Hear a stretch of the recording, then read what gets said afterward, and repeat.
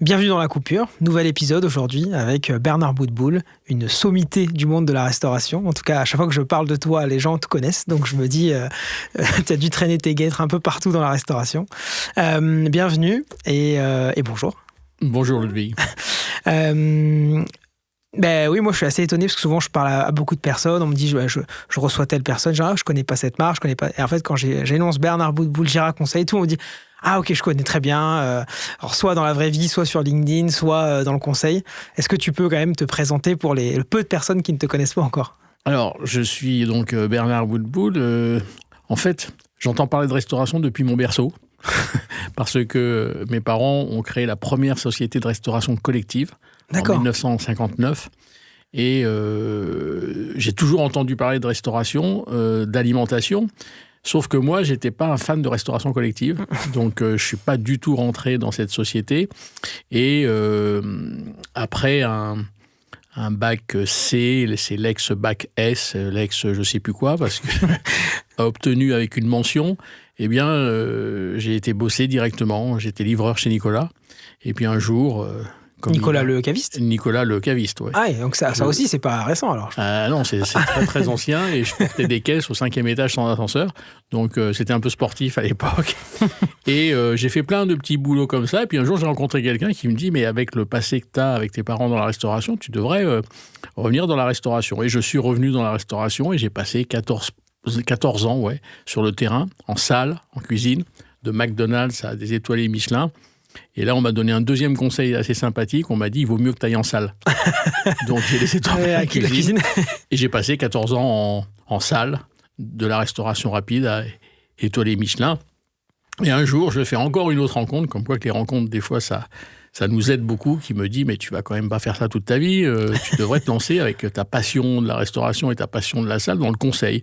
Et quand on me dit ça en 1989, je me demande qu'est-ce que le conseil. Bref, cette personne-là m'a aidé en me disant écoute, tes premiers clients, c'est tes employeurs chez qui tu as bossé, t'en as tellement, et vas-y. Et Gira est né comme ça en 1989. D'accord, ok. Et aujourd'hui, donc, c'est quoi on va dire, l'arc de compétences de Gira aujourd'hui? C'est dans l'accompagnement, vous ouvrez des points de vente avec certaines personnes, jusqu'où vous allez, où est-ce que vous vous arrêtez finalement?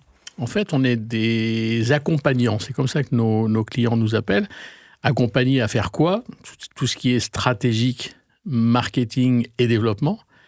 Et concrètement, ça veut dire quoi? On a des créateurs d'entreprises qui viennent nous voir en disant « J'ai une idée, qu'est-ce que t'en penses? Et accompagne-moi jusqu'à l'ouverture. » On a des acteurs qui me disent « J'ai un établissement, je voudrais en ouvrir un deuxième. » Et puis on a des acteurs qui en ont 450 et qui disent « On aimerait bien continuer à le développer, mais en dehors des frontières. » Et puis il y a aussi des acteurs qui viennent nous voir en disant « Est-ce que tu peux nous aider à refaire notre carte ? Réviser notre positionnement, réviser peut-être notre stratégie qui est plus très très alignée avec les tendances de marché. » Enfin bref, c'est très très ouvert et en fait, on ne travaille qu'avec une seule ligne du compte de résultat qui est le chiffre d'affaires, dans les meilleures conditions de rentabilité, bien entendu. Ok. Et donc aujourd'hui, Gira Conseil, il y a plusieurs consultants avec toi, tu n'es plus tout seul, j'imagine. C'est quoi, une équipe de combien de personnes? Alors j'ai effectivement démarré tout seul, avec un Minitel à l'époque. Okay. Je ne sais même pas si le Minitel existe encore, je ne crois pas. Aujourd'hui, nous sommes 7. Il y a des consultants seniors, des juniors, et oui, un ou deux stagiaires qui est avec nous. Bref, on est 7 personnes à ne penser qu'à la restauration et à son évolution tous les jours. D'accord. Et... c'est intéressant. Et quand tu prends un projet, est-ce que vous bossez tous ensemble, toute l'équipe sur le projet, ou vous êtes dilués sur, on va dire, je sais pas, 3 personnes sur un projet précis, 2-3 personnes? Enfin, comment vous bossez finalement quand vous prenez un projet chez Gira? Alors, quand un client arrive chez nous, il y a un chef de projet qui est nommé, c'est-à-dire c'est la personne référente qui va s'occuper de ce projet-là. Mais compte tenu que nous sommes une toute petite équipe, toute l'équipe est au courant de ce que tout le monde fait, et il nous arrive très fréquemment de nous consulter nous-mêmes. Voilà. Et on aime bien travailler en équipe et avoir des avis de consultants qui ne sont pas du tout dans le dossier, qui ne sont pas du tout dans la problématique. Avec un œil extérieur, ça peut beaucoup nous aider. Bref, on a des méthodes très artisanales. En fait. Ça reste de l'humain à l'humain. Ah, complètement. Génial. Écoutez, parfait. Moi, c'est vrai que souvent, j'ai commencé à te connaître via les réseaux sociaux et petit à petit, j'ai commencé à creuser, etc. Et donc, j'ai vu l'activité de conseil. Comment on fait pour durer? Tu disais que tu es tombé dans la restauration tout petit, t'aurais pu entre guillemets à un moment donné pas être passé de mode, mais on se disait les méthodes d'avant potentiellement on l'aimait pas. Alors, qu'est-ce qui fait qu'aujourd'hui tu traverses un peu les époques et qu'en 2024 parce que mine de rien tu fais partie des gens qu'on cite souvent, donc c'est-à-dire qu'à un moment donné tu es aussi une référence encore aujourd'hui. Qu'est-ce qui fait qu'on dure comme ça? C'est une bonne question et c'est la première fois qu'on me la pose. Alors, mais je trouve ça très, très intéressant. Alors, qu'est-ce qui fait qu'on dure? C'est que moi, j'ai une philosophie, c'est que on ne dure dans ce métier-là que si on reste à la pointe de ce qui se passe dans le secteur de la restauration. Un secteur qui est en pleine ébullition, ça tu le sais, et depuis déjà de nombreuses années. Donc, le jour où on perd pied, on n'est plus dans le coup, c'est terminé. On ne nous sollicitera plus. Et alors, comment on reste dans le coup? On est en veille permanente. Okay. On est vraiment en veille permanente. Sur tout ce qui ouvre, sur tout ce qui ferme aussi malheureusement, mais sur tout ce qui ouvre, tout ce qui se crée, toute initiative d'un acteur qui fait quelque chose de nouveau. Bref, et on a une particularité, c'est qu'on ne dit jamais « ça ne marchera pas ». Jamais. On va voir ce qu'il fait, on regarde, on observe, on voit l'impact que ça a sur les consommateurs, on voit si ça dure aussi, parce qu'il y en a qui ne durent pas. Et quand ça ne dure pas, on essaie de comprendre pourquoi ça n'a pas duré. Enfin bref, on est très très curieux de ce qui se passe sur tout le marché de la restauration, du fast-food jusqu'à la haute gastronomie. On regarde vraiment tout le monde, mais en veille permanente. D'accord, donc tu as vraiment tout le spectre. Et finalement, les uns peut-être s'inspirent des autres. Il y a peut-être des ponts c'est vrai. Entre eux, même si des fois on pourrait dire qu'entre le fast-food et la haute gastronomie, il n'y a pas grand-chose, mais je pense que des fois peut-être certaines s'empruntent des process ou... je ne sais pas s'il n'y a pas de pont entre le fast-food et la gastronomie, parce que, je vais te citer un exemple, on a travaillé avec une chef 3 étoiles au guide Michelin avec qui on a monté de la restauration rapide. D'accord. Donc, mais ça nous est arrivé avec d'autres étoilés Michelin, comme d'ailleurs, on a travaillé avec de la restauration économique qui voulait monter en gamme et passer en service à table. Donc, aujourd'hui, c'est pas qu'il y a des ponts, c'est qu'aujourd'hui, j'ai l'impression que les frontières entre ce qu'on disait hier, la gastronomie et le fast-food d'un côté, ont complètement explosé. Et il y a aujourd'hui une multitude d'acteurs qui n'ont qu'un seul métier, c'est de nourrir les gens pendant qu'on est hors domicile, mais ils le font pas de la même façon. Et au grand bonheur du consommateur français, qui a un choix en France considérable. Ah, toi, tu le vois par rapport à ailleurs, on reste quand même un pays de gastronomie, je sais pas, mais en tout cas un pays, en tout cas l'offre est pléthorique. Oui, et je vais te donner 2 chiffres, tu vas vite comprendre. Les États-Unis ont 19 monoproduits de restauration rapide. Nous en avons 51. Okay. Nous faisons de la restauration rapide à base de sushi, à base de couscous, à base d'empanadas, à base de bagels. Je ne vais pas tous te les citer, tu les connais. Mais je crois qu'on doit être champion du monde des monoproduits en restauration rapide. Et encore une fois, au grand bonheur des consommateurs, qui a aujourd'hui un choix considérable. Il fut une époque où on n'avait qu'un hamburger et un sandwich. Il y a une vingtaine d'années, on avait un hamburger et un sandwich. Et en l'espace de 20 ans, on est passé de 2 produits en restauration rapide à 51. Et je dois dire que ça fait bouger les lignes, ça fait bouger nos comportements. Et de temps en temps, on encadre des Américains, des Canadiens ou des Asiatiques qui viennent faire ce qu'on organise des train tours, des food tours à Paris ou ailleurs, et qui nous disent « mais c'est incroyable tout ce que les consommateurs français ont à leur disposition ». Je crois qu'on ne se rend pas compte, en fait, du choix, de la variété qu'on a pour se nourrir midi, soir ou semaine ou week-end. Ça bouillonne, finalement. C'est énorme. Et on est en train de se demander depuis quelque temps si le marché commence à ne pas être saturé. C'est bien possible qu'il le soit. Parce qu'il n'y a pas que des restaurateurs qui font de la restauration. La GMS fait de la restauration. Les commerces de proxy, les cinémas, les boulangers, les métiers de bouche, et j'en oublie, les magasins, les grands magasins. Enfin, je veux dire, c'est à se demander même s'il y a encore des endroits où on ne peut pas manger. Non, sérieusement. On a même vu un célèbre bijoutier sur les Champs-Élysées faire un bar à chocolat au premier étage. Donc, tout est ouvert, tout est possible aujourd'hui. C'est vrai que moi, pas loin du bureau, on a un caviste qui, finalement, pour un peu avoir toute la journée quelque chose à vendre, fait de la petite restauration, sandwicherie, le midi, par exemple. Absolument. Et je vois très bien. Et toi, justement, tu dis marché un peu saturé. Et la question qui va un peu plus loin, c'est de dire... J'ai l'impression aussi qu'en France, on a un marché qui est souvent, j'entends dire, atomisé. C'est-à-dire qu'il y a plein soit d'indépendants, soit de petites structures qui ont 2, 3, 4, 5 points de vente. Alors que peut-être que les États-Unis ou peut-être ailleurs, ou même l'Angleterre, ça, c'est un marché plus concentré où dès qu'une marque émerge et qu'elle marche, tout de suite, on en fait une marque un peu, on va dire, institutionnelle et donc une très grosse marque. Et donc, ça laisse moins de place finalement à justement le fait que ça bouillonne. Alors que chez nous, on a peut-être plus des initiatives de lancement et moins de structuration finalement. C'est exactement ça. D'ailleurs, je dis souvent que le poids des chaînes est beaucoup moins important qu'on le pense. Ils ont aujourd'hui, que je ne te dise pas de bêtises, 19% des restaurants en France. Ils n'ont que 19% des établissements en France. Ça veut dire qu'on a 81% des restaurants en France qui sont détenus par un petit indépendant. Et quand je dis petit, il n'y a rien de péjoratif. C'est souvent un couple qui travaillent avec des extras ou une serveuse ou un serveur ou avec une cousine ou avec leur fils. C'est ça la restauration en France. Donc elle est très, très atomisée. On travaille avec des industriels de l'agroalimentaire qui me disent quelle est la différence entre la GMS et la restauration. Alors je leur dis la GMS, si vous prenez Carrefour, Auchan, Leclerc, Intermarché, vous avez 80% du marché. En France, quand vous prenez McDo, vous n'avez que 20% du marché. Donc on est sur un marché d'indépendants qui est détenu par l'indépendant. Les chaînes, c'est pas qu'elles ne pèsent rien, c'est qu'elles sont minoritaires. Enfin, on en parle beaucoup dans les médias, mais elles sont largement minoritaires. Notre restaurant quotidien, notre brasserie quotidienne, notre restauration rapide quotidienne, ce n'est pas une chaîne. Et ça, c'est un bistrot, un comptoir. Une brasserie du coin, ouais. Un café, un plat du jour. Enfin, voilà, ça c'est notre quotidien. La boulangerie du coin. Il y a un endroit où à 13h, il y a la queue partout, y compris en milieu rural, c'est la boulangerie du coin. Avec des gens qui bossent, qui viennent chercher de quoi déjeuner. Et quand je dis ça à des restaurateurs, ils me disent « Ah bon, on déjeune avec des croissants et des flancs ?» Non, ils ont des salades composées, ils ont des sandwichs, ils ont des salades, ils se mettent à faire de la pizza, sans parler de quelques boulangers qui commencent à mettre 3 tables et 4 chaises. Donc, ils font office du métier de restaurateur. Et on entend beaucoup d'ailleurs parler en ce moment justement du fait que la boulangerie s'est beaucoup adaptée et aujourd'hui c'est l'un des plus gros concurrents de la restauration, c'est la formule midi du sandwich, canette et dessert finalement, qui a un peu pas battu de concurrence en termes de rapport qualité-prix, mais en tout cas quand on vient chercher un peu ne plus avoir faim finalement et à moins de 10-12 euros, c'est peut-être plus simple de se tourner vers la boulangerie justement que le restaurateur aujourd'hui.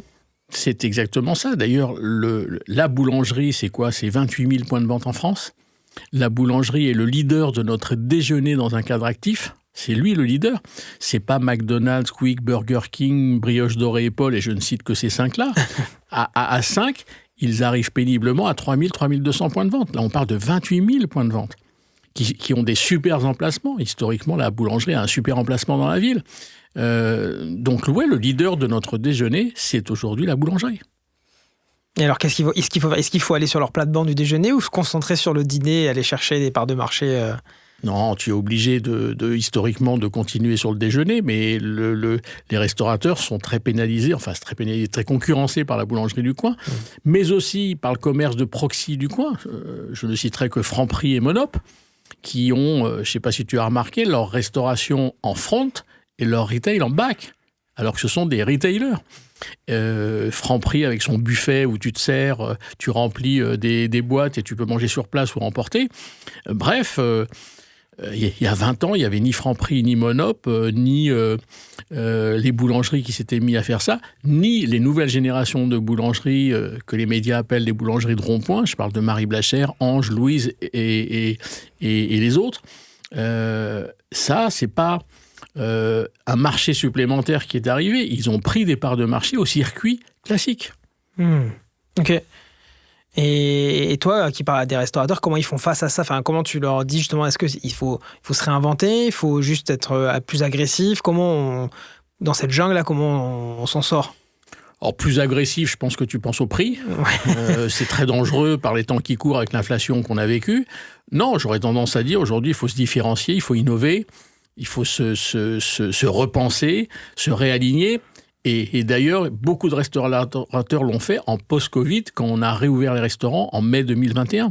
Parce que pendant le confinement, nous avons fait chez Gira beaucoup de visio, beaucoup de podcasts, beaucoup de webinars où on a dit profitez de ce moment où on est fermé, où on ne fait rien, pour révisez votre carte, révisez votre stratégie d'achat, révisez vos prix, révisez votre façon de tarifer, enfin bref, de tout remettre à plat. Et il y en a qui l'ont fait, et en réouverture, eh ben, le consommateur a dit « Ah, il y a quelque chose de nouveau, etc. On va aller voir ce qui se passe ». Ceux qui ont réouvert en n'ayant rien changé par rapport à la fermeture du 15 mars, je suis désolé pour eux, mais ça ne va pas bien pour eux aujourd'hui. Parce que, tu sais, pendant les confinements, chacun d'entre nous, on a réfléchi à plein de choses, notre vie personnelle, mais aussi notre vie professionnelle, mais aussi notre vie commerciale.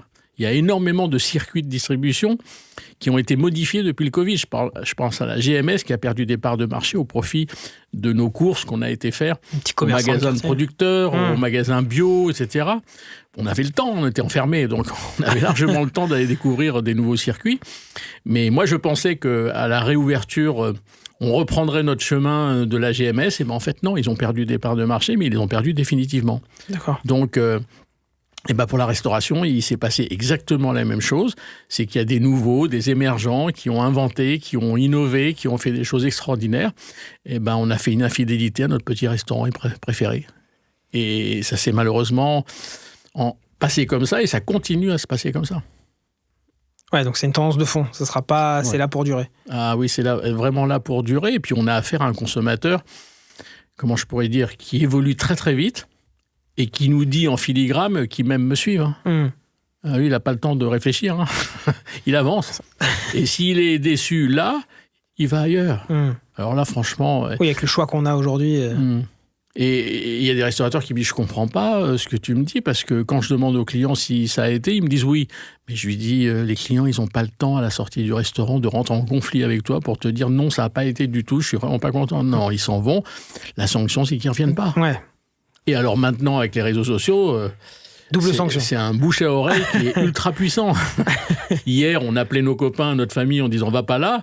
Aujourd'hui, sur les réseaux sociaux ou sur les avis, je dis « je suis vraiment pas content parce qu'il s'est passé ça ». Et là, il y a des milliers de personnes qui lisent. Et là, c'est très nocif. Ouais. C'est très nocif et c'est même irréparable dans certains cas. C'est pas facile d'être restaurateur en 2024. C'est vraiment pas facile.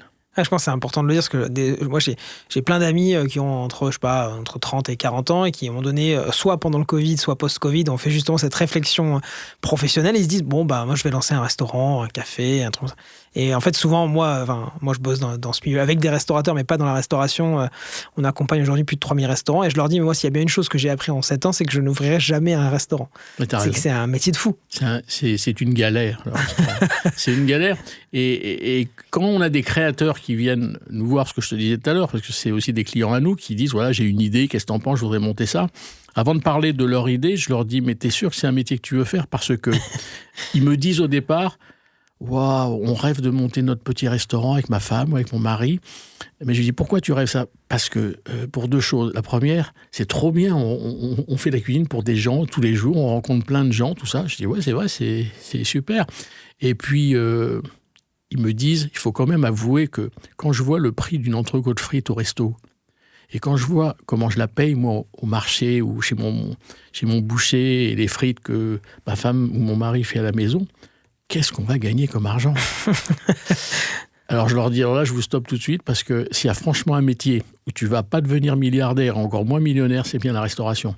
Et je leur dis, tu ne seras jamais chez toi le soir. Tu ne seras jamais chez toi le week-end. Tu vas avoir une vie familiale qui va être très compliquée. et s'ils sont encore debout au bout de 2 heures, je dis, ouais, tu peux y aller. Mais la plupart du temps, ils disent, ah ben, je ne savais pas que c'est ça.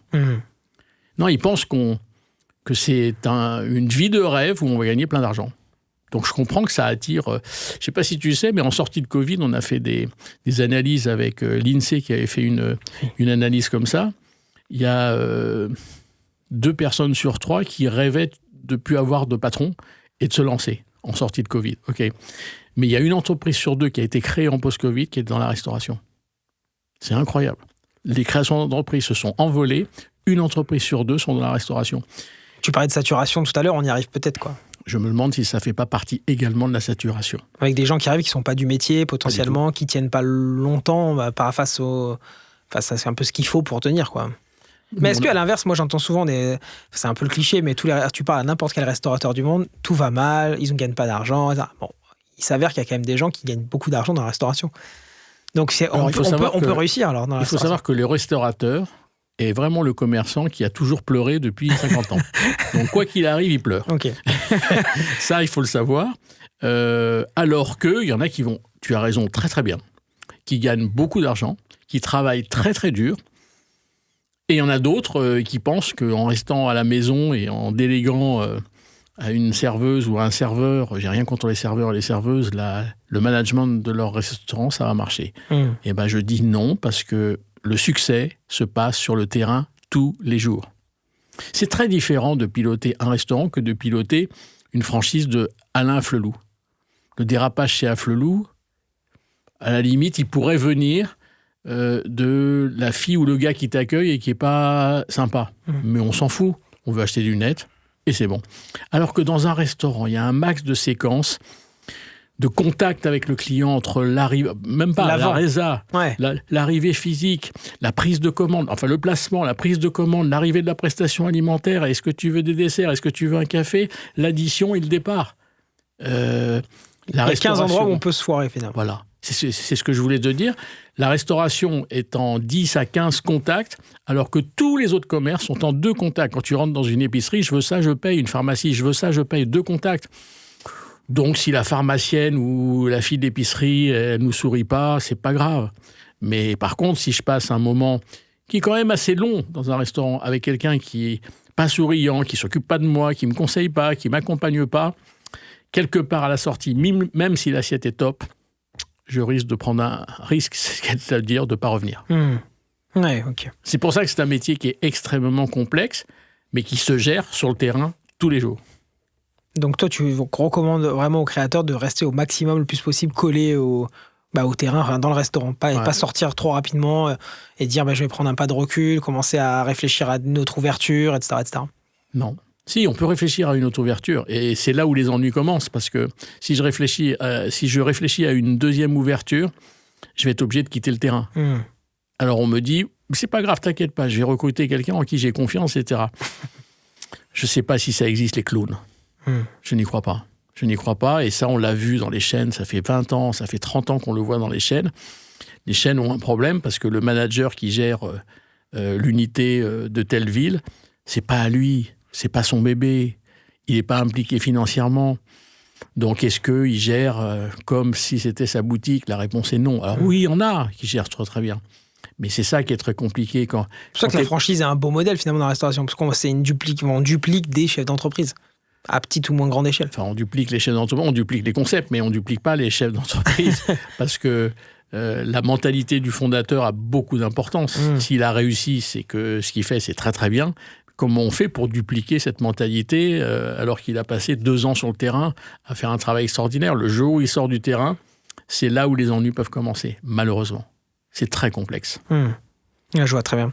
Et tout à l'heure, tu parlais d'innovation, qu'il fallait innover dans la restauration. Moi, en préparant un petit peu l'épisode d'aujourd'hui, je suis tombé sur un truc que peut-être que certains doivent connaître, mais moi, ça m'a vraiment fasciné, c'est que tu es l'inventeur du café gourmand.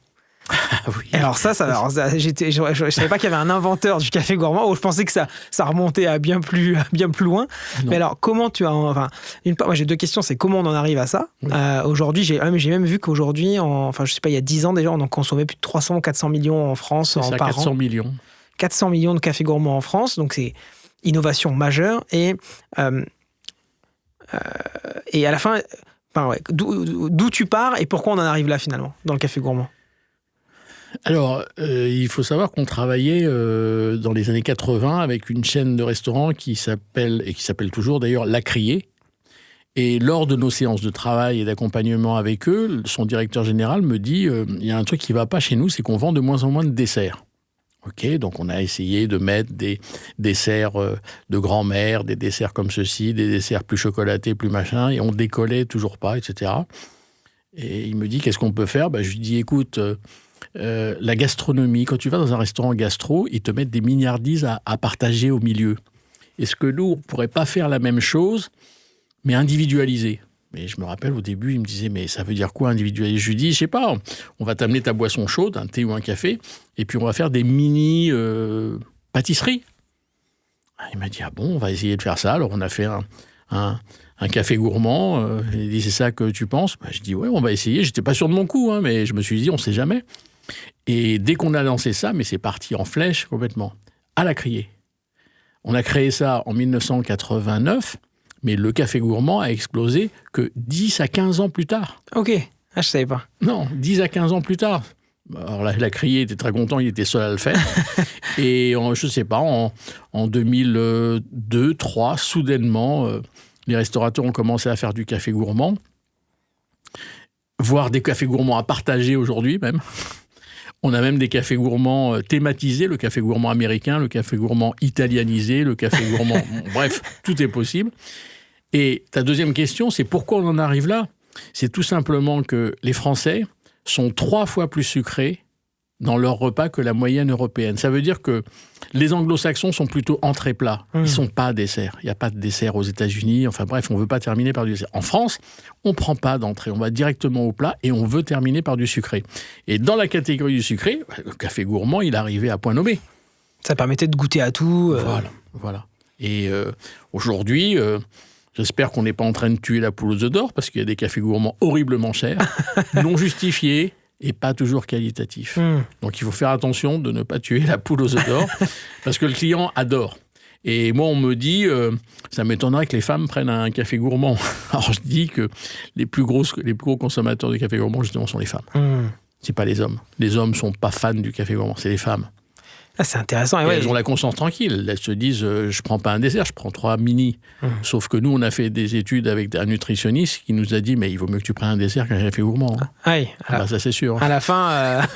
À la fin, tu t'envoies plus de calories et plus de sucre. Pour plus cher. Pour plus cher. Mais ça plaît parce qu'on goûte à 3 pâtisseries différentes en mini portions. Voilà un peu l'histoire du café gourmand qui continue sa croissance. Et je te dis, à chaque fois que nous, on a fait le compte, je crois qu'aujourd'hui, sur tous les repas qu'on prend hors domicile, il y en a 1 sur 3 qui se termine par un café gourmand. 1 sur 3, c'est colossal. C'est énorme. C'est colossal. C'est énorme. À tel point qu'il y a des clients, quand tu n'as pas de café gourmand sur ta carte, parce qu'il y a des restaurateurs qui ne veulent pas en faire, leur disent, mais comment c'est que vous n'avez pas de café gourmand Donc ça y est, c'est dans le, comment dire, c'est usuel, c'est dans le... Ah oui. Et tu aurais dû le breveter, tu serais milliardaire aujourd'hui. Tu peux pas breveter. Une idée. On ne peut pas breveter une idée. Ouais. Tu peux breveter un produit, une marque, mais là, tu peux pas... c'est pas... Oui, c'est vrai que je serais milliardaire, mais je ne le suis pas. En tout cas, c'est extraordinaire. J'encourage tout le monde à lire un peu de sujet là-dessus, parce que moi, c'est vrai que j'ai été vraiment... c'est vraiment un item qu'on retrouve, comme tu dis, quasiment partout aujourd'hui. Ouais. C'est rare quand tu rentres dans une brasserie qu'il n'y ait pas un café gourmand. Ouais. Dans n'importe quel restaurant, d'ailleurs. Dans n'importe quel restaurant, il n'y a que la restauration rapide qui n'en a pas, évidemment, parce qu'on n'est pas servi à table. Mais il doit y avoir 90% des restaurants avec service à table qui te proposent, dans la gamme dessert, un café gourmand. Ouais, pour moi, tu as le cheesecake pour la restauration un peu moderne et tu as le café gourmand pour la tradi où tu vas... Voilà.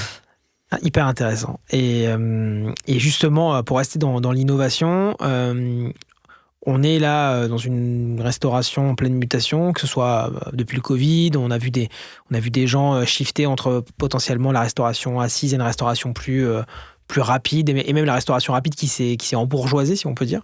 C'est quoi, tu vois, si on continue, on tire le trait, 2025, est-ce que tu vois arriver soit des tendances d'ailleurs qui vont venir un peu arriver chez nous? Est-ce que tu vois des choses s'amplifier chez nous que tu as vues sur le terrain? C'est quoi les tendances que tu vois un peu apparaître Alors, les tendances, elles sont emmenées par la Gen Z élargie.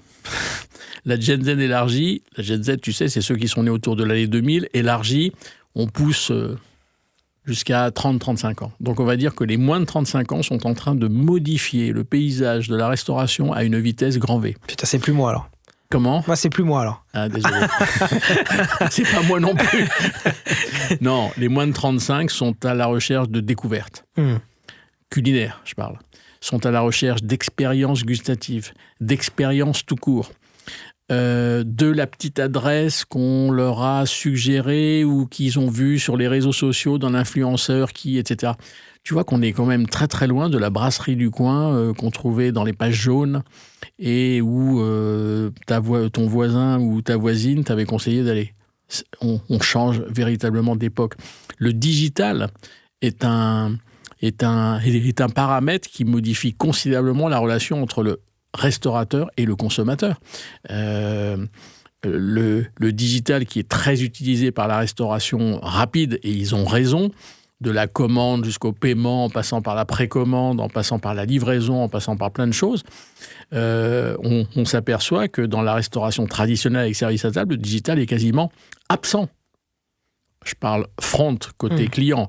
En back, le digital pour la gestion du personnel, pour la gestion des stocks, pour l'hygiène et pour plein d'autres choses. Bien sûr, ça, tout le monde s'y est mis, et heureusement. Mais en front, côté client, on est sur des pratiques très traditionnelles dans la restauration avec service à table, sauf le paiement. Le paiement, effectivement, il se digitalise partout. Alors que la restauration rapide est entièrement digitalisée. Bref, on est en train de virer vers quelque chose de très nouveau, mais ce virage, il est lent. Pourquoi il est lent ? C'est parce qu'on ne vieillit que d'un an tous les ans. et donc, il n'y a rien d'extraordinaire sous nos yeux. C'est un glissement très, très lent qui fait que on a des restaurateurs qui ne comprennent pas trop pourquoi ils ont des clients qui se défidélisent. Et on a des jeunes générations de restaurateurs qui sont complètement en phase avec les moins de 35 ans qui disent « je ne comprends pas tout ce que je lis à droite à gauche, moi je suis en croissance à 2 chiffres ». Mais je leur dis, arrête de te poser des questions, continue à faire ton boulot. Ne te pose aucune question. Tu es dans l'axe. Il y a aujourd'hui des restaurateurs qui sont dans l'axe. Il y en a qui sont dans le 1000. Et je suis désolé pour eux, mais il y en a qui sont dans le mur. Il y a 3 catégories, en fait. Et ils le savent peut-être même pas. Oui, c'est ça. C'est-à-dire que j'ai toujours une analogie en disant... je dis à des restaurateurs qu'il pleut dehors, mais ils me disent qu'ils ne savent même pas qu'il pleut. Et il y en a certains qui me disent, de toute façon, j'ai pas de parapluie, alors. Donc... qu'on y va, quoi. Et c'est ce que je te disais tout au début, si tu n'es pas en veille sur ce que font tes concurrents, sur ce que fait dans le quartier les restaurateurs, il y a des restaurateurs qui ne sortent jamais de chez eux, ils ne savent pas ce qui se passe dehors. Quand je dis dehors, c'est au coin de la rue, hein, pas aux États-Unis ou à Marseille ou à Lille, c'est au coin de la rue.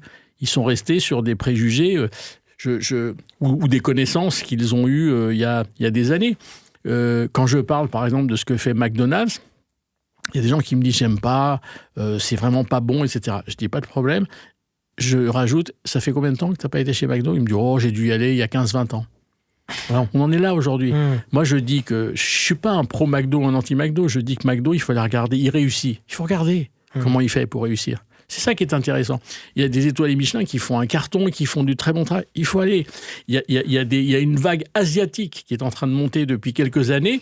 Allons les voir pour voir comment ils font ça. Pourquoi il y a des gens là ? Et surtout, qui est là ? Il y a des gens qui me disent « ouais, mais chez les Asiatiques, c'est que des jeunes. Ou chez McDo, il n'y a que des jeunes. » Je dis « non, allez-y. Le dimanche midi, chez McDo, il y a les familles avec Pépé, Mémé, le chien, les enfants. » Oui. C'est le nouveau Flunch, un peu. Voilà. Et cette famille-là, il y a 15-20 ans, elle n'était pas chez McDo. Elle était dans un restaurant ou éventuellement chez Flunch, comme tu dis. Mais il se passe bien quelque chose. Il se passe bien quelque chose. Ouais, il y a peut-être des choses à prendre aussi de quelqu'un qui a réussi à avoir, je ne sais pas combien de dizaines de milliers de points de vente dans le monde. C'est que on peut juger la nourriture qu'on aime, qu'on n'aime pas. Mais par contre, dans les process, dans la façon d'être restaurateur, il y a peut-être des trucs à prendre. Il faut regarder de près ceux qui réussissent, franchement. Ça, les Américains savent le faire. Nous, on a du mal à le faire.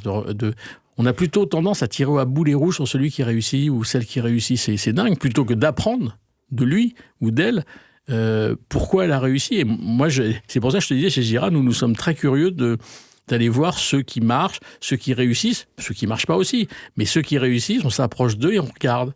On les interroge. On observe les clients. On regarde qui est là. C'est hyper important. Et tu parles justement de cuisine traditionnelle. Moi, je vois justement, j'ai l'impression qu'il y a eu une espèce de pic dans la street food, on va dire jusqu'à le post-Covid. J'ai l'impression qu'il y a une espèce de mini-retour là sur ce qu'on appelle la néo-brasserie finalement. C'est-à-dire qu'on assume qu'à moitié finalement qu'on est une brasserie, mais on est une néo-brasserie parce qu'on veut faire un peu les choses autrement. Mais j'ai l'impression que les gens ont aussi envie de se rasseoir, de passer 1h30 à manger avec leurs amis, leur mari, leur femme, etc. Et donc il y a quand même un petit retour. Alors, c'est peut-être un phénomène que de grande ville pour l'instant. Mais Alors, c'est un phénomène de grande ville, mais c'est pas un petit retour, c'est un phénomène parallèle. C'est un phénomène parallèle. Et je vais te donner un exemple. La street food continue à cartonner, elle continue à monter, elle continue à ouvrir. Et parallèlement à ça, tu as une explosion des bouillons en France. Alors tu vois, entre le bouillon et la street food vietnamienne ou coréenne, on peut se demander quel rapport il y a. Il n'y en a aucun. Si ce n'est que on a offert aujourd'hui à des consommateurs, mais quel que soit leur âge, leur sexe et leur CSP, qui sont des zappeurs infidèles. Et de temps en temps, ils ont envie de se faire le chinois nouvelle génération du coin. Et puis, un autre jour, ils vont, parce qu'ils sont à 2 ou 3, ils veulent papoter, dans un bouillon. Et puis, le 3e jour, ils vont peut-être aller chez les Nouvelles Gardes, que tu connais peut-être, la bande des Nouvelles Gardes, qui sont des néo-brasseries. Je pense à eux, en plus. Voilà. C'est ce que j'appelle la néo-brasserie, plus décontractée, très sérieux, dans lesquels on mange très très bien, on s'occupe de toi, on te chouchoute, on te conseille. C'est ça que veut le consommateur. Le consommateur n'a jamais dit « je veux que de la street food, je veux de la gastronomie ». Il veut des endroits où il vit une expérience avec le restaurateur et il a besoin de temps en temps d'aller dans la street food, dans la gastronomie, dans les nouvelles générations type Nouvelle Garde, mais aussi dans le dernier petit restaurant coréen qui va te faire des trucs sympathiques à cuisiner et à faire cuire devant toi sur ta table. Tu vois, tout ça, c'est le marché de la restauration. Il est très diversifié. Je le répète, au grand bonheur du consommateur qui a aujourd'hui un choix énorme. Et c'est pour ça, d'ailleurs, qu'il est infidèle. Parce qu'il est sollicité de partout. Il y a trop de choix. Il a trop de choix. C'est comme Netflix, finalement. Tu commences à vouloir regarder quelque chose, tu passes 2 heures, à la fin, tu finis chez McDo. Ouais. Non, mais c'est vrai. Personnellement, sur Netflix, il y a au moins 7 ou 8 trucs que j'ai démarrés et que je n'ai pas fini. Donc, ça s'appelle du zapping. Et je pense que le consommateur, il fait pareil avec la restauration. Il va là, c'est super, mais il ne va pas retourner là tout de suite. C'est pas que c'est pas super, c'est qu'il y en a un autre qui veut tester et un autre qui veut tester. Et puis un jour, il dit « Ah, ça serait bien qu'on retourne chez le Chinois. » Mais un jour. Et ce Chinois, il pense qu'on s'est défidélisé. On ne s'est pas défidélisé. On est devenus des zappeurs. Des zappeurs infidèles. Et ouais, c'est un peu vrai. Moi, je le vois. Il y a beaucoup d'amis qui me disent pourquoi on va retourner au même endroit ? Il y a tellement de choses à découvrir. Exactement. Alors, une fois, je leur dis parce que peut-être c'était bon, en fait. On a trouvé quelque chose qui était bien, bon, on était bien accueillis. Mais j'entends une expression que je n'avais pas il y a 15, 20 ans, etc. Des jeunes, donc nos fameux moins de 35, qui disent, quand je lui dis « Ah, tu connais ce resto ?» Il me dit « Ah oui, je l'ai dans ma liste. Il faut que j'aille le voir. » Donc, ça veut dire qu'ils ont des listes de spots à aller se faire. À tester. Et il me dit, cette liste, elle s'allonge parce que j'ai pas le temps de tout faire. Donc, tu penses bien que le premier resto où j'ai été, je suis pas prêt d'y retourner avec une liste qui s'allonge. Et c'est ça qui est en train de se passer. Ils ont des spots, ils ont des listes, ils ont des influenceurs qui les influencent, c'est le cas de le dire. Enfin, bref. Puis, on a un tel niveau de création d'entreprise dans la restauration que tu auras toujours quelque chose à aller voir, quoi. Est-ce qu'il n'y a pas certains restaurateurs qui, justement, ont compris... Il y a un mot qui était un peu un gros mot pendant longtemps, c'était l'expérience, ou l'expérience client. C'est-à-dire, les gens disaient, mais non, moi je fais bien à manger, j'accueille bien les gens, j'ai pas besoin d'expérience. L'expérience, c'est ce qu'il y a dans mon assiette. Et je pense qu'il y a plein de restaurateurs qui disaient, mais à côté de ça, je fais exprès de schématiser à mort le propos, mais dire, il y a des restos un peu Instagram, où finalement, l'expérience est même mis sur le devant de la scène versus ce qu'on a dans l'assiette. Mais je pense que maintenant, on a peut-être eu un peu cette phase-là. Maintenant, j'ai l'impression qu'il y a des groupes qui ont compris qu'il faut avoir les deux et qui vraiment misent tout sur vraiment l'expérience, comme tu as dit, que ce soit l'avant avec la résa, c'est-à-dire que c'est bien léché, c'est automatisé, tu n'as pas besoin d'appeler 10 personnes, etc. L'arrivée où tu es bien accueilli, souvent le décor en met plein la vue, tu as souvent des fois, quand c'est des restos internationaux, tu as le serveur qui parle la langue en plus, etc. etc. Donc l'expérience était pendant un long moment un peu un sujet un peu crispant et aujourd'hui tout le monde a un peu embrassé ce truc-là, quoi. Faut tout le monde. Tout le monde a entendu. Ceux que tu appelles dans le mille, peut-être.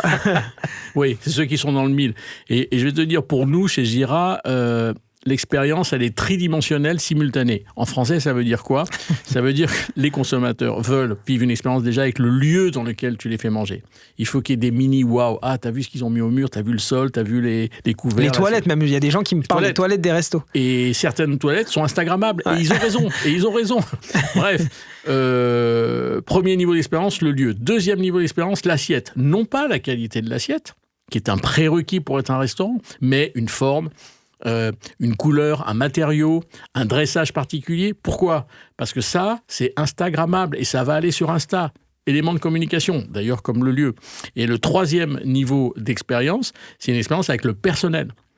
Ils ne veulent plus aujourd'hui qu'on soit des preneurs de commandes et des porteurs d'assiettes.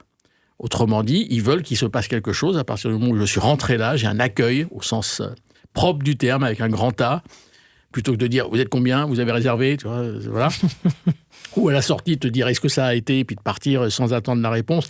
Bref, ils veulent vraiment qu'il y ait un contact avec là ou les personnes qui vont te servir. Et je me rappelle très nettement, le groupe Big Mama que tu connais, je leur avais dit tout au début, c'est quand même dingue de faire la queue pour manger une pizza. Et ils m'ont répondu, ça fait partie de l'expérience de faire la queue. Et à l'époque, je me suis dit, mais ils sont pas bien ou quoi. Mais ils ont raison. Ça fait partie de l'expérience de faire la queue. Ça fait partie de l'expérience d'avoir une serveuse ou un serveur italien qui parle à peine français et qui va nous faire un cinéma pas possible. Très drôle d'ailleurs. Il y a une ambiance pas possible. Dans le restaurant, ils sont tous en train de plaisanter entre eux. Le pizzaiolo, il jette les pizzas, la pâte en l'air, il la récupère. C'est ça, il se passe un truc, quoi. C'est ça, il se passe quelque chose. Et c'est pour ça que j'encourage beaucoup les restaurateurs à ce qu'ils se repassent quelque chose au plus près du client sur la table. Une sauce que tu verses délicatement sur le filet de poisson, une finition, une petite découpe très simple, un petit flambage.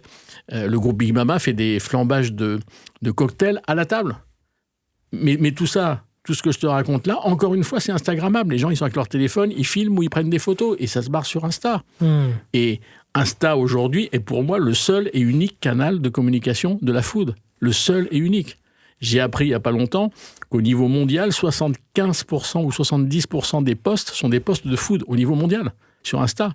C'est incroyable. Mais c'est normal, on achète ce que l'on voit et on vend ce que l'on montre. C'est logique tout ça, c'est logique. Et donc là, finalement, les marques ont pris le pouvoir. C'est finalement, à la fin, on cite Nouvelle Garde, Big Mama, etc. et d'autres. Et donc la marque va au-delà maintenant juste du concept, c'est-à-dire le lieu, etc. C'est même dans ce qu'on vit dans le point de vente. Absolument, et je citerai, en plus de Nouvelle Garde et le groupe Big Mama, le groupe Bao, les Bao Family, Bao Bar, Bao, etc., ils font exactement la même chose. Ils font vivre des expériences quand on va chez eux. Et le dernier que j'ai fait chez eux, c'est le Bao Bar. C'est tout petit, mais tu vis une vraie expérience avec l'Asie. Et alors, le plus expérientiel et le plus incroyable que j'ai fait, je l'ai fait la semaine dernière, c'est Kodawari. Je ne sais pas si tu connais Kodawari. Oui, ils ont refait une rue, non Ouais, c'est ça. Mais là, c'est ce que j'appelle, c'est au-delà de l'expérience, c'est de l'immersion totale. Ouais, c'est immersif, ouais. C'est immersif. Tout est immersif, y compris le personnel, y compris les tables, les chaises, tout est immersif. Un super ramen, qui est à mon avis l'un des meilleurs ramen de Paris. Mais je me suis surpris. Il y a la queue aussi là-bas, encore une fois. Il y a la queue. Ils ne prennent pas de résa. Donc, premier arrivé, premier servi. Et t'attends, il y a tout le temps la queue. Mais je me suis aperçu d'un truc, c'est que c'est tellement immersif que quand je suis sur le trottoir et quand je ressors, je dis « Ah ouais, on est à Paris. » Je plaisante pas. Hein. Ça fait un choc quand on ressort. Ça fait un choc quand on rentre, mais quand on ressort, ça fait un choc. Un peu quand tu sors du ciné en pleine journée. Ouais, c'est ça. Ah mince, il fait jour. Ouais, Kodawari, je vois très bien. L'expérience et le côté immersif, c'est vraiment des axes sur lesquels il faut qu'on travaille. Absolument. Mais justement, il y a de plus en plus de restaurateurs, de marques, d'enseignes qui se lancent dans la resto immersive. Il y a un groupe aussi, je crois que c'est Ephéméra, je crois qu'il s'appelle. Ils ont ouvert 3 ou 4 restaurants sur Paris avec des concepts différents. C'est quoi ton retour par rapport à ça? Est-ce qu'on est encore un peu tôt et les gens ne comprennent pas trop? Est-ce qu'on va tous y arriver parce que c'est la suite de l'expérience, elle est là? Est-ce que c'est too much? Non, c'est pas trop tôt.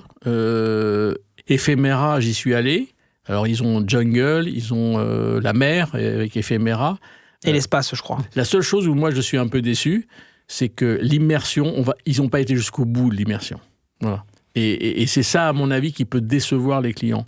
Parce que quand on fait de l'immersif, il faut vraiment aller jusqu'au bout. Tu vois, je compare Kodawari à Ephéméra. Kodawari a été jusqu'au bout. Ils ne peuvent pas aller plus loin. C'est au max. Alors que Ephéméra pourrait aller plus loin. Il nous montre sur des écrans des poissons qui sont sous l'eau, sur des écrans. Moi, avant d'aller chez Ephéméra, j'étais persuadé qu'on allait manger à l'intérieur d'un aquarium géant. Et j'étais déçu. Bon. Et j'ai pas trouvé non plus d'expérience et d'immersion dans la carte, dans ce que j'avais à manger. Et j'ai pas trouvé non plus d'expérience avec le personnel. Donc, je me suis dit, c'est pas de la véritable immersion. Donc, oui, c'est une très bonne idée de nous faire manger avec des poissons dans la jungle et autre chose. L'idée est bonne, mais allons jusqu'au bout du thème. Allons jusqu'au bout. Et c'est ça que les clients veulent vivre comme expérience, une véritable expérience. Pas où tu ressors et t'en parles à tout le monde, finalement. Bah oui, en disant, j'ai mangé véritablement dans la jungle. Bah, oui. Dans le 11e. Dans le 11e arrondissement, ouais. Non, parce que c'est ce qu'on peut dire de Kodawari. T'as mangé au Japon. Oui, complètement. Et c'est presque ce qu'on peut dire quand on est dans un restaurant du groupe Big Mama. Parce que quelque part, on est avec des Italiens, l'alimentation italienne, tout le monde parle italien là-dedans, on est quelque part dans un petit morceau d'Italie. Et c'est pour ça que je dis que les restaurants qui n'ont plus de thématique, d'expérience ou d'immersion vont avoir des difficultés demain. Il faut aujourd'hui se spécialiser, avoir une thématique, une immersion, alors pas aussi forte que Kodawari, mais vraiment, il faut qu'on passe un moment très particulier. Et c'est ça qu'attendent aujourd'hui les moins de 35, que n'attendent pas du tout les plus de 50.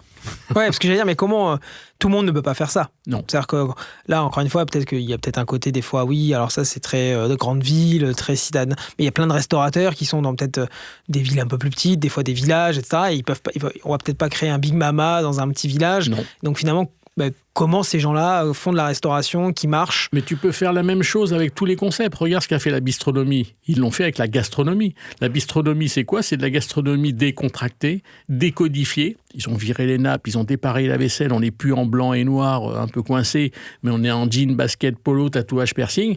Je veux dire... Et pourtant, ce qu'ils nous mettent dans l'assiette, c'est du très, très haut niveau. Donc, je crois que tu peux faire cette déclinaison immersive et expérientielle à partir de tous les concepts. Et d'ailleurs, je me demande si ça pose pas un problème à McDonald's, ça. Parce que eux doivent se dire, j'en ai discuté avec eux, mais comment on fait pour créer de l'expérience chez McDonald's? Parce que l'expérience, on est proche de zéro chez eux, il se passe rien. Oui. Et c'est pour ça d'ailleurs qu'ils sont de plus en plus à la recherche de chiffre d'affaires ailleurs, vente à emporter, click and collect et livraison.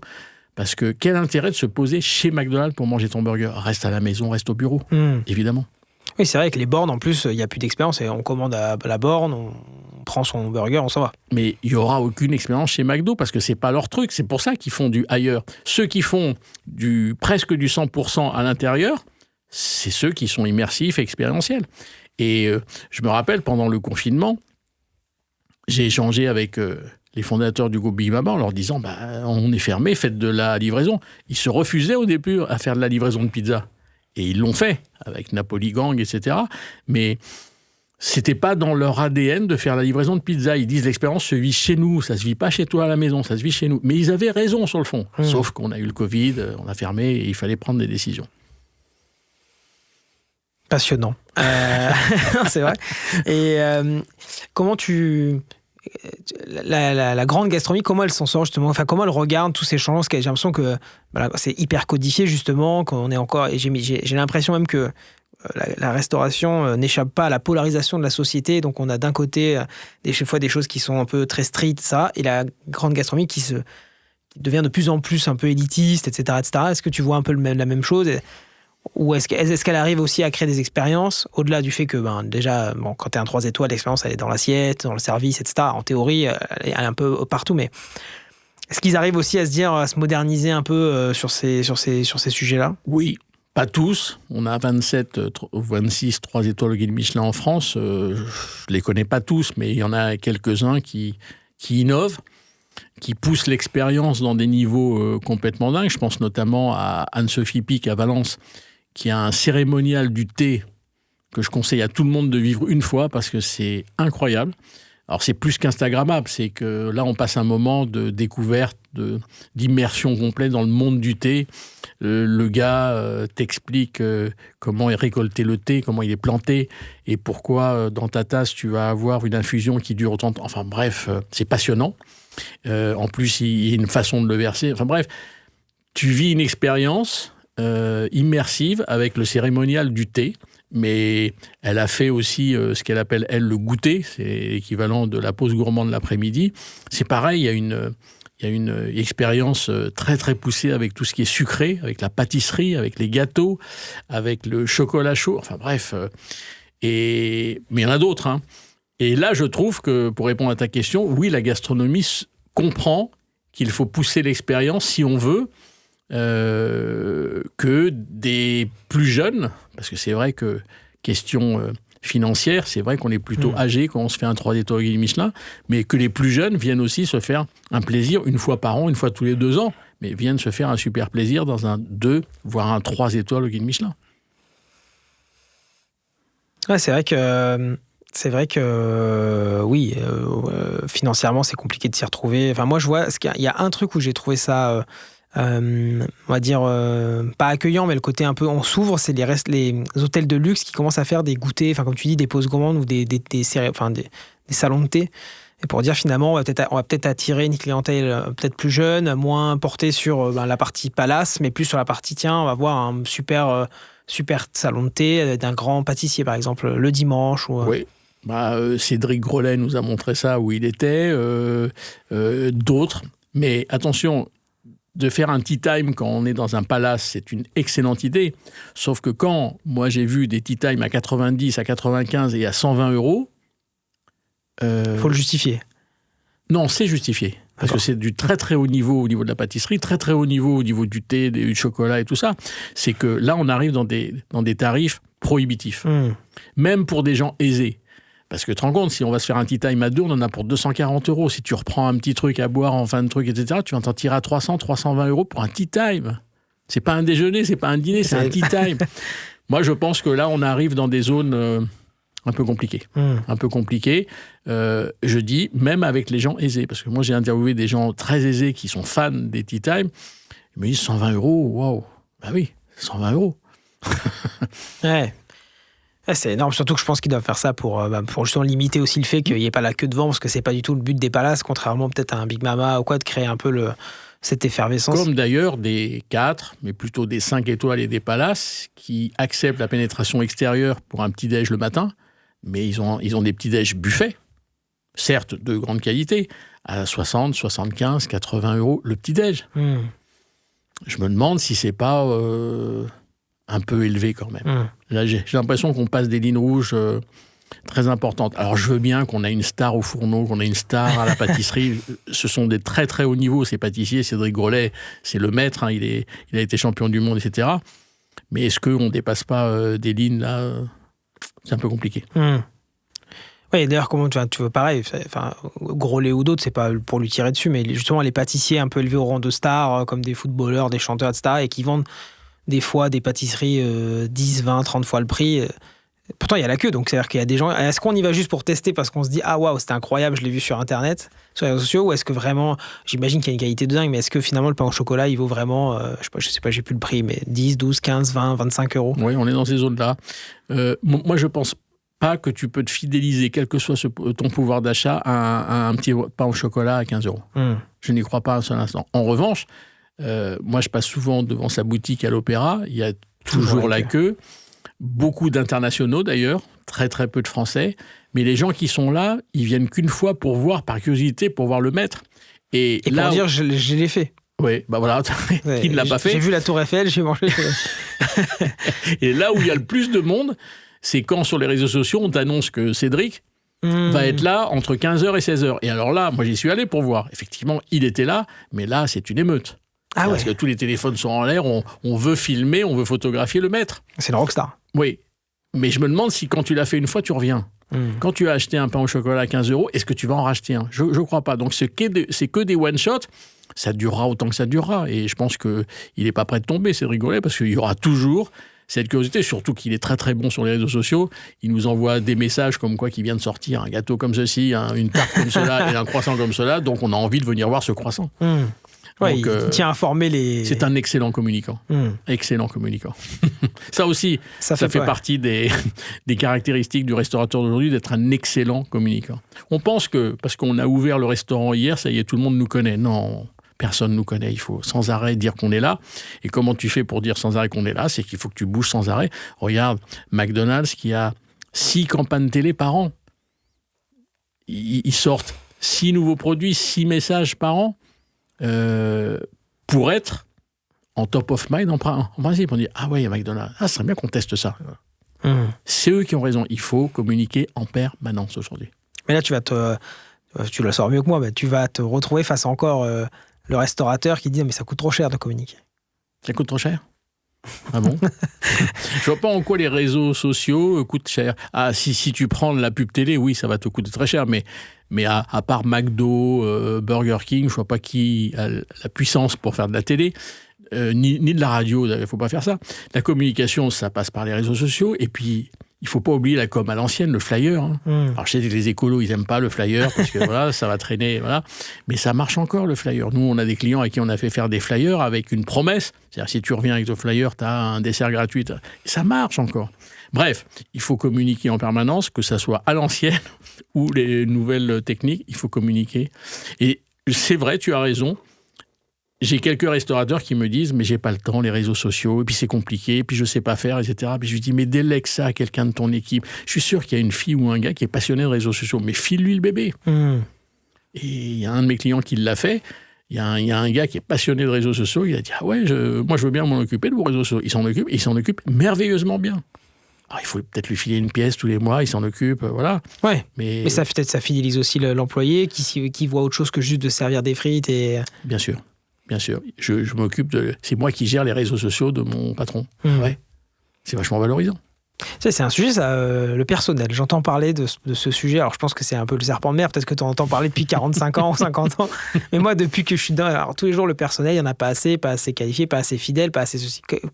Toi, est-ce que tu prends ce sujet de cet angle-là? Est-ce que tu dis, c'est aussi peut-être plutôt le sujet des restaurateurs de donner des meilleures conditions de travail pour que les gens restent? Comment tu analyses ça et qu'est-ce que tu conseilles un peu sur les RH? Moi, l'analyse, je l'ai exprimée au syndicat de la restauration, au syndicat patronaux. Je l'ai annoncé même aux gens du gouvernement il y a quelques années parce qu'on a travaillé pour les États généraux de la restauration avec Bercy, avec l'Élysée au temps de Nicolas Sarkozy. Je leur ai dit, la pénurie de personnel qui est devant nous, c'est de notre faute parce qu'on n'a pas valorisé ce métier. Le fait de ne pas l'avoir valorisé, aujourd'hui, vous avez de moins en moins de gens qui veulent travailler dans la restauration. Parce qu'on travaille tard, parce qu'on est mal payé, parce qu'on connaît toutes les raisons. Donc, soit on continue à pleurer comme ça sans arrêt, il ne se passera rien, soit on contourne le problème. Contourner le problème, ça veut dire quoi? On accompagne beaucoup de nos clients dans ce sens-là. On va recruter des nouveaux profils, plus sur du savoir-être que sur du savoir-faire. Alors, on me dit...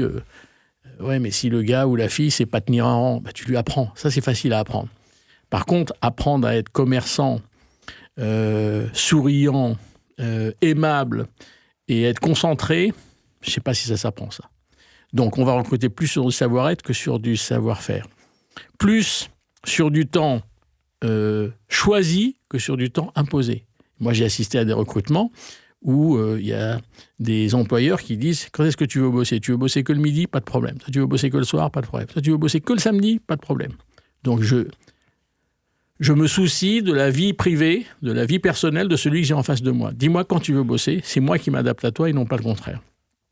3, sur des contrats plus courts que les 24 heures légales. Alors, on me dit, mais on n'a pas le droit de signer un contrat de 18 heures. Bien sûr que si, à condition que les deux parties soient d'accord et les deux parties signent. Tu veux travailler 18 heures, on signe tous les deux comme quoi que tu veux travailler 18 heures. Il y a plein de gens qui veulent travailler moins de 24 heures. Il y a des parents au foyer, des étudiants, il y a énormément de choses, énormément de personnes. Et ce que nous ont aussi appris les nouvelles générations de restaurateurs qui sortent des grandes écoles, c'est la cooptation rémunérée. La cooptation rémunérée, ça va loin ce qu'ils font. Tu me ramènes quelqu'un comme toi qui a la même pêche, la même banane, la même envie de faire plaisir aux clients. Moi, je te donne 50 € ou 100 € tous les mois sur ta fiche de paye, tant que la personne restera dans l'entreprise. Tu sais ce que ça veut dire? Renversement de la pyramide de management, auto-responsabilisation. On dit que... donc, c'est pas un billet sur l'attribution, c'est vraiment tout le temps que la personne reste. Ça peut durer. Le jour où elle part, tu l'as plus. Ça veut dire que si tu veux tes 100 € tous les mois, tu vas t'en occuper de la personne que tu as fait rentrer. Bien joué, bien joué. J'ai rencontré une fille il n'y a pas longtemps de ce groupe qui a 9 filles, 900 € de plus sur sa fiche de paye. La fille, elle a une entreprise dans l'entreprise. Et oui. Donc, on dit que la pénurie de personnel, c'est un problème de travailler tard le soir, tout ça, de rémunération. Je suis d'accord. Mais c'est aussi des problèmes de reconnaissance, d'implication, de responsabilisation, d'exister dans l'entreprise. Et cette fille qui a 9 filles, elle existe, elle sait pourquoi elle se lève le matin. Il y a des gens, ils ne savent pas pourquoi ils se lèvent le matin, et c'est pour ça qu'on a un turnover dramatique. On vole, à l'heure où on se parle, à 78% de turnover dans la restauration. C'est infernal pour un chef d'entreprise. C'est infernal. C'est très compliqué. Alors, sans parler des clients qui voient des têtes changer toutes les semaines, alors ça, ils ont horreur de ça. Donc, je pense qu'au lieu de pleurer, parce que là, on pleure depuis pas mal d'années, il faut agir, il faut contourner le problème. Et il y a un max de restaurateurs qui contournent le problème. Je connaissais pas cette règle des 18 heures, ou même celle-là. Moi, j'avais vu des gens qui ont la cooptation, mais c'était genre, oui, ok, je te file 100 balles si tu me connectes là, mais après, c'est fini. Mais là, le côté, tant qu'elle reste, tu gagnes. Bon, tout le monde est gagnant, finalement. Bah, oui, tant qu'elle reste, tu gagnes. Ça veut dire, si tu veux continuer à gagner, bah, tu vas t'en occuper. Et ça se déclenche dans la tête de chacun. Si je veux mes 100 euros ou mes 50 euros de plus sur ma fiche de paye tous les mois, bah, je vais faire en sorte que celui ou celle que j'ai fait rentrer reste. C'est très intelligent, je trouve. C'est très intelligent. Comment tu navigues justement, alors pour rester dans le coup, il y a eu plein de choses durant ces dernières années. Après, il y a eu la vague des réseaux sociaux, etc. Là, il y a eu la livraison, machin. Et là, on entend de plus en plus parler d'intelligence artificielle. C'est un peu la nouvelle vague. Alors, j'imagine que même si la restauration, des fois, n'est pas la première à embrasser ces nouvelles technologies, elle y arrivera. Elle y est sûrement même dedans d'une façon ou d'une autre. Comment tu perçois ce changement ? Est-ce que les restaurateurs sont prêts ? Est-ce qu'ils ont envie ? Et est-ce que tu leur dis... Est-ce que c'est finalement... quelqu'un m'avait dit récemment, là on parle d'intelligence artificielle comme on parlait d'Internet il y a 25 ans. C'est-à-dire qu'en fait, vous ne posez pas la question, de toute façon, dans 25 ans, il y aura... Et ça sera partout, quoi. Là où tu as complètement raison, c'est que l'intelligence artificielle en 2024 ou 2023 ou 2022, c'est exactement le début d'Internet. C'est-à-dire, non, j'y vais pas, ça fait peur, on ne sait pas ce que c'est, etc. Et ben, on en est aujourd'hui à l'intelligence artificielle pareil. Sauf que on a appris que Internet était un outil. Et j'explique à des restaurateurs que l'IA est un outil supplémentaire qu'on n'avait pas avant. Mais ils me disent, mais à quoi je peux m'en servir ? Ben, l'IA est capable de raisonner sur la gestion de tes stocks. L'IA est capable de te choisir un fournisseur par rapport à la qualité que tu veux et au prix que tu es prêt à payer. Tu vas gagner beaucoup de temps plutôt que de passer 15 coups de fil et faire ton benchmark tout seul. Enfin, l'IA peut raisonner sur plein de choses. L'IA, tu peux la nourrir aussi de tes fréquentations, ton chiffre d'affaires, ton ticket moyen, de tes stats de vente. Et il va commencer à raisonner en disant que la semaine prochaine, il y a de grandes chances que tu vendes beaucoup plus d'entrecôtes que cette semaine. Alors là, il me regarde avec des yeux, il me dit... Et encore, c'est très réducteur ce que je viens de te dire, parce que l'IA est capable de faire plein de choses. Même de rédiger une carte de restaurant. Moi, je l'ai fait avec un de mes clients. On a demandé à l'IA de rédiger une carte de restaurant très portée sur la viande grillée, avec des légumes qui étaient plutôt comme ça et comme ça. Très peu d'entrées, mais par contre, au niveau des desserts, avec un café gourmand, machin, et il nous a sorti une carte magnifique.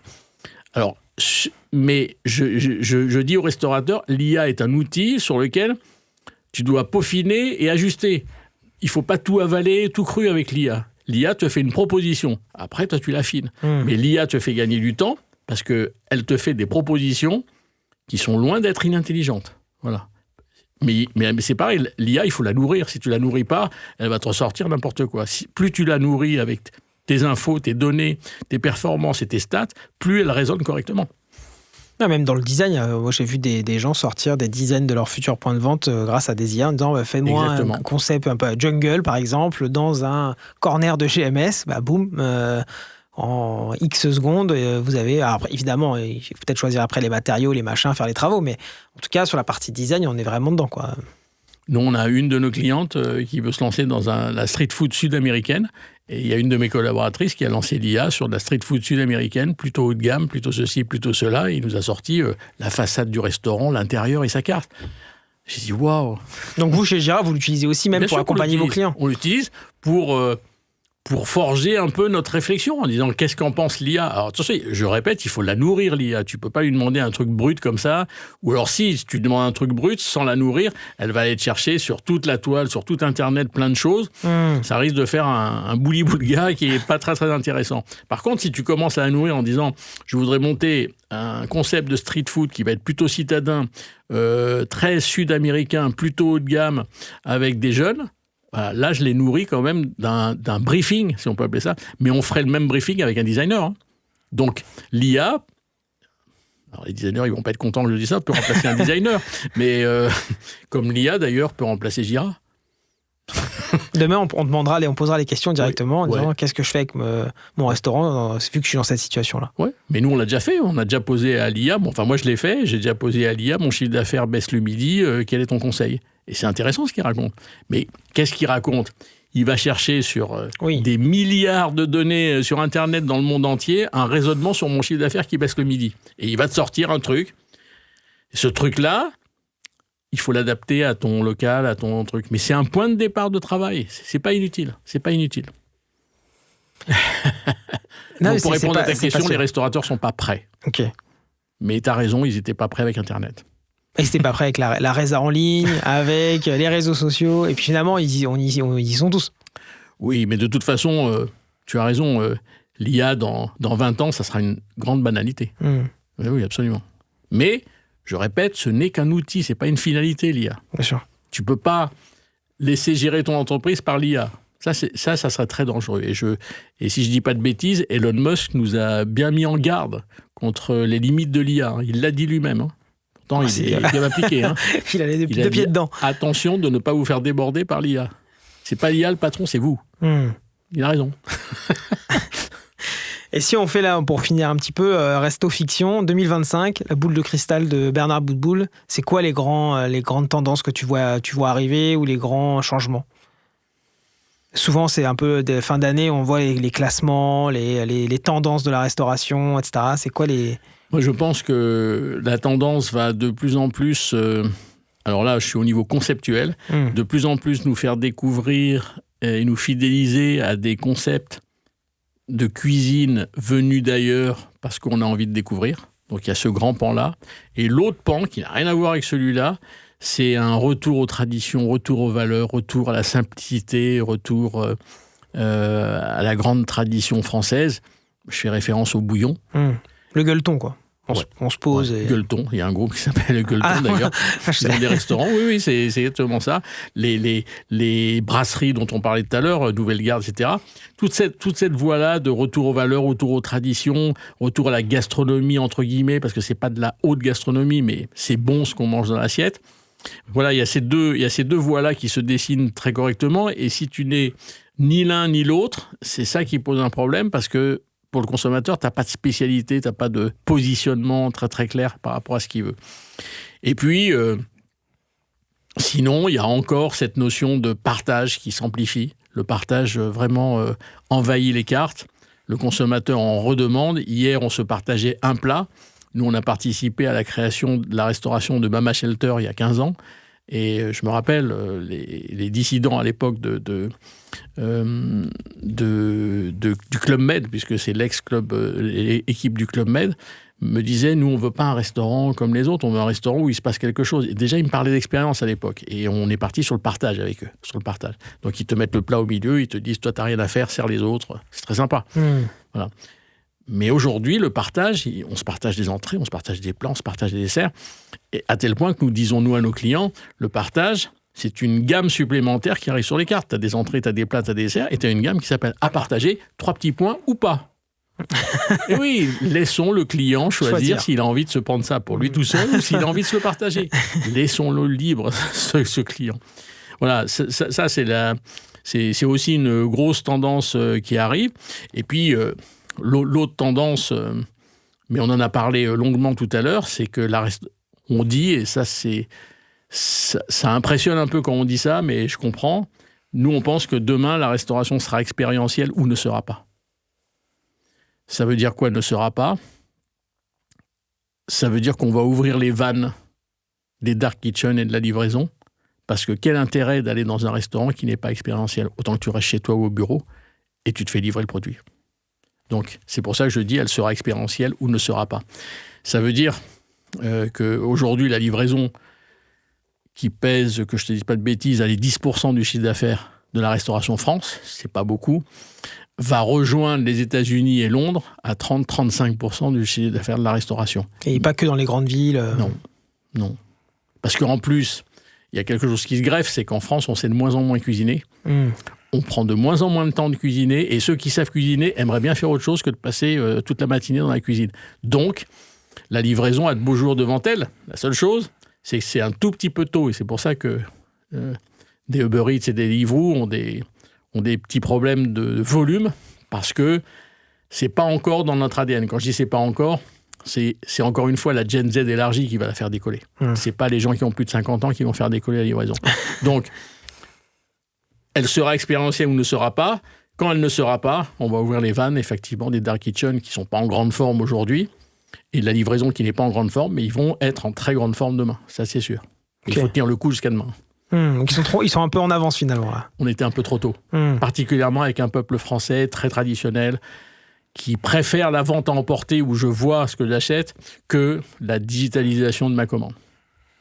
Très bien. On a fait des focus group chez Jira avec des Gen Z, alors des vrais Gen Z, ceux qui sont nés autour de l'année 2000.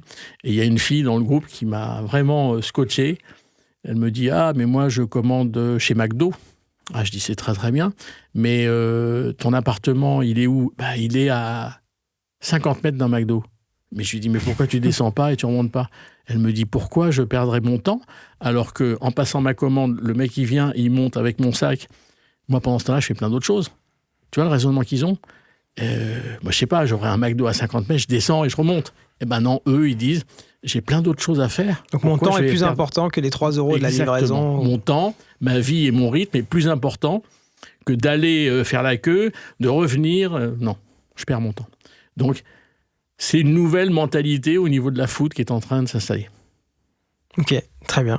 Mais c'est vrai que sur la partie Dark Kitchen, moi on a un peu tout entendu, tout vu, des gens qui ont fait une explosion d'un coup, ceux qui n'ont pas réussi à tenir, ceux qui reviennent avec des concepts différents, avec des licences de marque, etc.